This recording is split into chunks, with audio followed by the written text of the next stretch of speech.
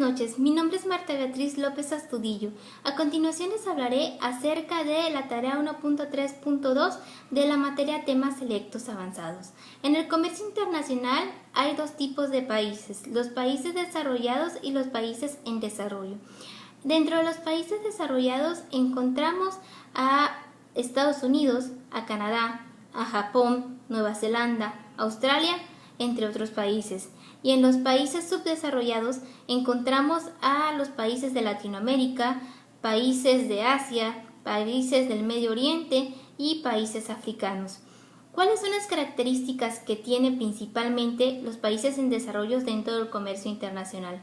Los países en desarrollo, como su nombre lo dice, se encuentran por debajo de los países desarrollados, puesto que están en una economía creciente y en constantes cambios.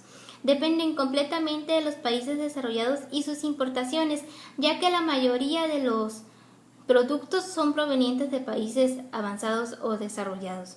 Las exportaciones que realizan los países en desarrollo comprenden uno o varios productos primarios, como lo son los productos agrícolas, los productos derivados de lo que es la manufactura, como los textiles, los combustibles.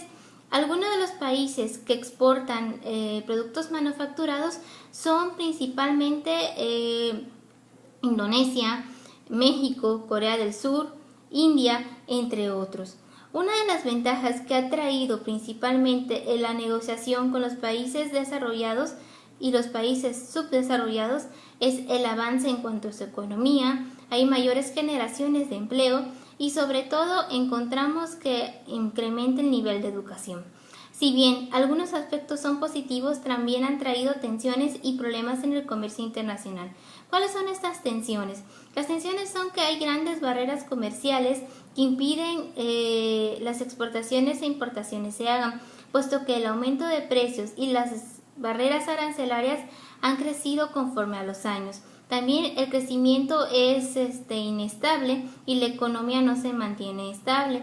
De igual manera, los países avanzados, con la constante competencia entre los países subdesarrollados y sus importaciones, se ven perjudicados por tantos productos de los países subdesarrollados, por lo cual ha tratado de implementar medidas proteccionistas comerciales que restrinjan o reduzcan la cantidad de los productos importados de los países desarrollados, pero se ha negado puesto que perjudica mucho a la actividad comercial de los países desarrollados, por lo cual muchas veces los países avanzados traen mano de obra que no tienen la capacidad para manejar sus industrias o empresas y se les paga un salario mínimo. ¿Por qué se causan los problemas en el comercio internacional? Estos problemas se causan principalmente por estas medidas proteccionistas de los países avanzados que perjudican lo que es la industria de otros países.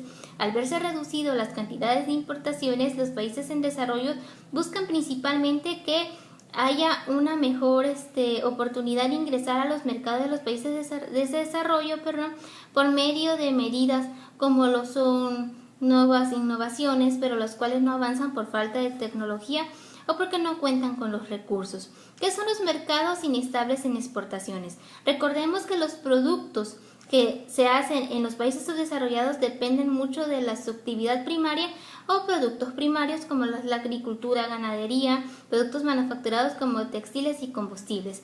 Al haber un incremento de estos productos, muchas veces con las catástrofes naturales impiden de que se cumpla con lo acordado con los países en desarrollo, por lo cual las exportaciones se reducen o son de mala calidad, o bien no se cuenta con el material para poderle exportar o se pierde completamente esa cosecha o esos productos primarios, por lo cual causa una baja en los productos primarios en todo el mundo, se desvalorizan por parte de los países avanzados o no permiten que sean introducidos a sus territorios, causando una baja económica, una falta de ingreso nacional para los territorios de los países y baja productividad por parte de los países subdesarrollados.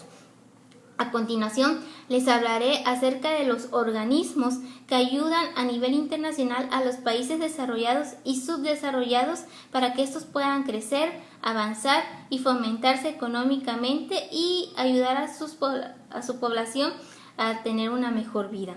Tenemos tres organismos. La Organización de Países Exportadores de Petróleo cuenta con 11 miembros actualmente, los cuales esta organización tiene como finalidad principal el mantener los precios altos en el mercado mundial en cuanto al petróleo para garantizar una máxima utilidad de estos productos en los países que se dedican a la actividad petrolera.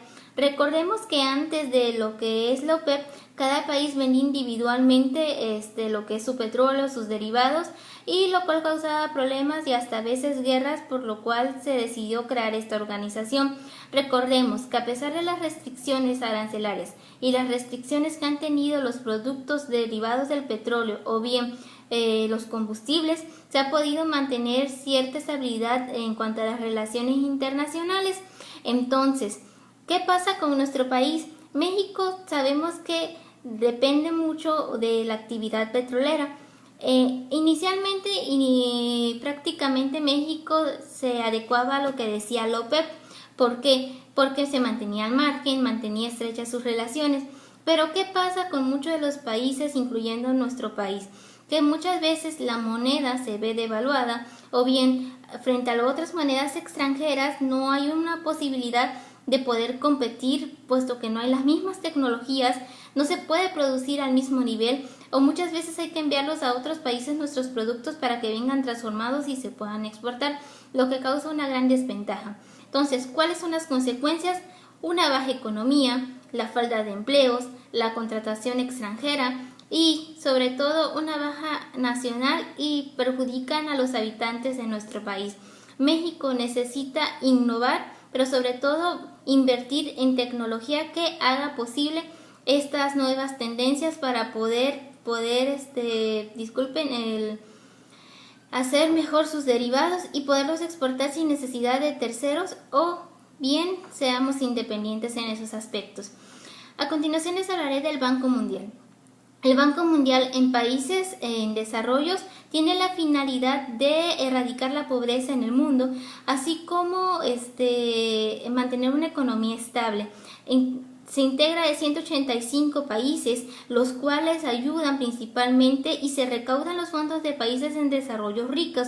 El Banco Mundial mantiene una tasa de interés baja o a veces no aplica dichas tasas, por lo cual los países en desarrollo o bien países pobres pueden solicitar los préstamos. También se encarga de fomentar el Fondo para la Soberanía Nacional, promover la industria, las actividades y la obtención de materias primas, se encarga de la corrupción y de los fraudes que pueda haber entre los países, pero sobre todo cada país es responsable de administrar ese dinero de su gasto y de invertirlo de manera correcta y dar las cuentas correctas para que el Banco Mundial pueda volver a prestarles. A continuación, igual les hablaré del Fondo Monetario Internacional. ¿Qué es el Fondo Monetario Internacional? El Fondo Monetario Internacional está integrado por 185 miembros, los cuales manejan lo que es la balanza de pagos.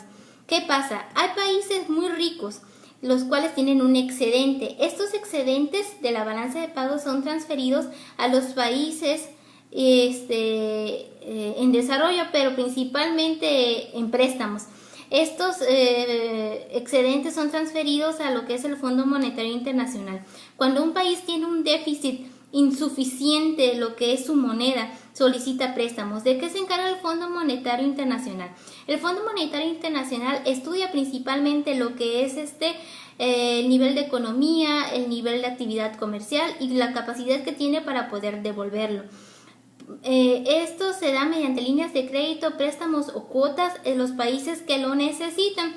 Por ejemplo, los países que solicitan préstamos se ven condicionados principalmente por las políticas del Fondo Monetario Internacional. Este va a vigilar que se cumplan los ajustes necesarios en tiempo y forma y de manera ordenada, así como que los países que solicitan estos acuerdos cumplan con el establecimiento de políticas comerciales y económicas que ayuden al crecimiento no inflacionario de su balance de pagos de su economía, pero sobre todo que ayude a reducir el gasto público.